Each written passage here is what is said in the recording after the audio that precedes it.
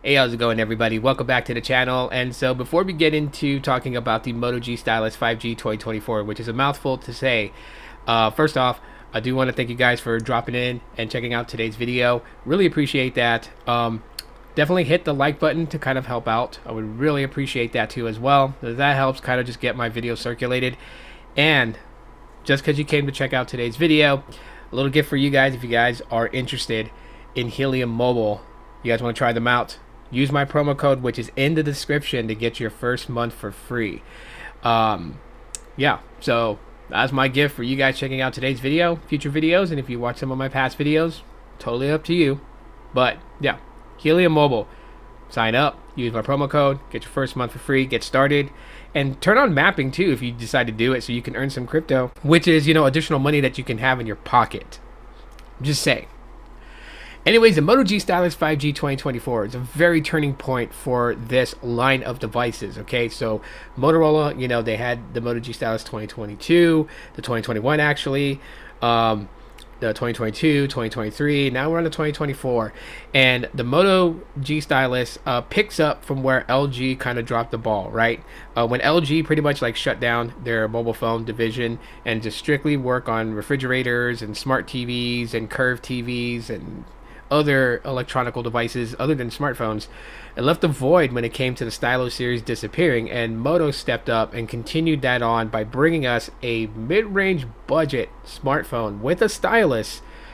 And every year they seem to increase the specifications on the device to bring a better experience. Comparing my 2022 model to a 2024 model, if you guys want to check out that video, just go to my, I'll link the video in the description so you guys can just go straight to that video and watch it if you want to.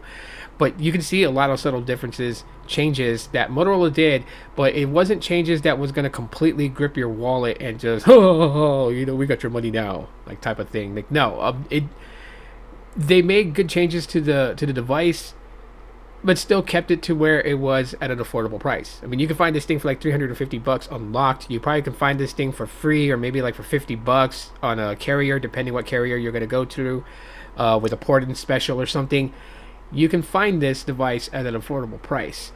Couple things I will tell you guys is that it has two pretty badass cameras. I've taken photos with this thing. I think that they do an immaculate job, and I'm just like, wow. So, you know, at the end of the day, this phone does pretty good when it comes to the camera department. There are some areas that it lacks in, like it does have some pretty cool camera features like dual capture mode and video mode, but the only problem with that is that only one camera gets the stabilization, and so the other one gets a bit choppy. So this would be like perfect for like putting on a tripod and, you know, recording and focusing, right? Like the first thing that comes to my mind when I think about making content with this phone is like if I was somebody that was into fishing, and if I went fishing and, you know, I set this up with dual capture mode, you guys can see my reaction to when I land a fish and what type of fish it is and everything like that. You can get all that in one field of view. That'd probably be like the one time that I would say that, you know, dual capture would benefit with this device. But other things like motion and stuff like that, it needs to be worked on, and I think Motorola will solve that issue in the future. So I'm not gonna, like, you know, give them bad remarks for that whatsoever. But yeah, that's things that you can do. They got some camera goodies. Other things that, you know, that people tend to pay attention to is the build quality and of the device in itself. You got this, you know, faux leather, I think is what it's called or whatever, on the back of it. It comes in two colors. This color right here, this beige vegan color, and then there's a scarlet red color. You know, so pick your poison. But, you know, then people pay attention to the fact that, you know, they squared off the edges, right? So iPhone-esque. People kind of like that feel or whatever, you know. I'm like, hey, it was cool, you know. People like it, they like it, you know. People like what they like. But this is one of those phones that I can also rock without a case and feel comfortable rocking it without a case, although, you know, screen protector on it to protect the screen, because that's very important. And then of course you get the stylus. So I don't know if you guys can hear that,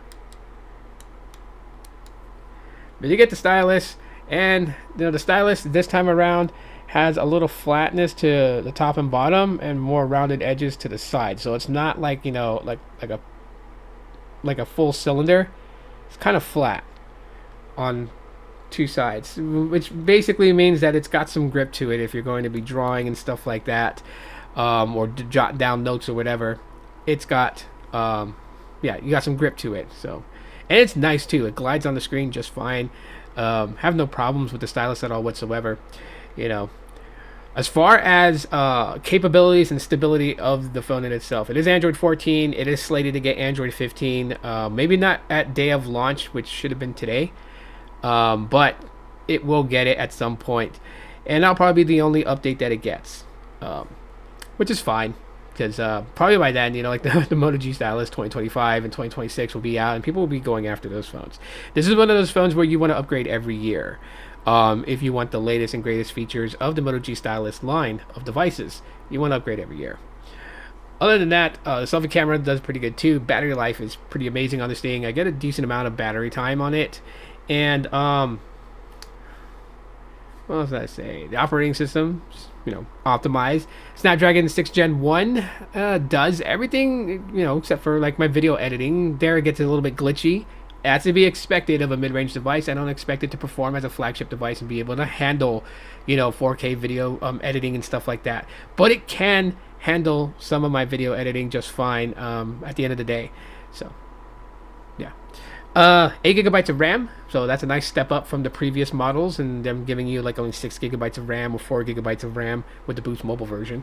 You know, 8 gigabytes of RAM lets you get through, you know, what you need to get through as far as, you know, performance and apps and stuff like that. So, you know, you'll be pleasantly surprised. And that's what I think, that's why a lot of people were really hyping this phone up and boasting about it and talking some good talk points about it, is because it really surprised a lot of people. Since it's a mid-range device, they were expecting mid-range, you know, results, and I would say that this was bringing in results that were like considered to be a higher mid-range or upper mid-range device, near close flagship experience with the Stylus 2024. So, yes, this is worth getting. If someone's gonna ask me, is it worth getting? Yes, it's worth getting. Yes, it is. You know, and there's a lot of cool things you can do besides content creating, because most people are not content creators, so they don't even have to worry about that. But, you know, you can do other cool things. You can create clip art. You can create, you know, GIFs, and the stylus can help with certain projects that you're doing. So you have a lot of productivity with the Moto G Stylus 2024, and that's one of the main focal points that I will tell someone of wanting this device to buy it.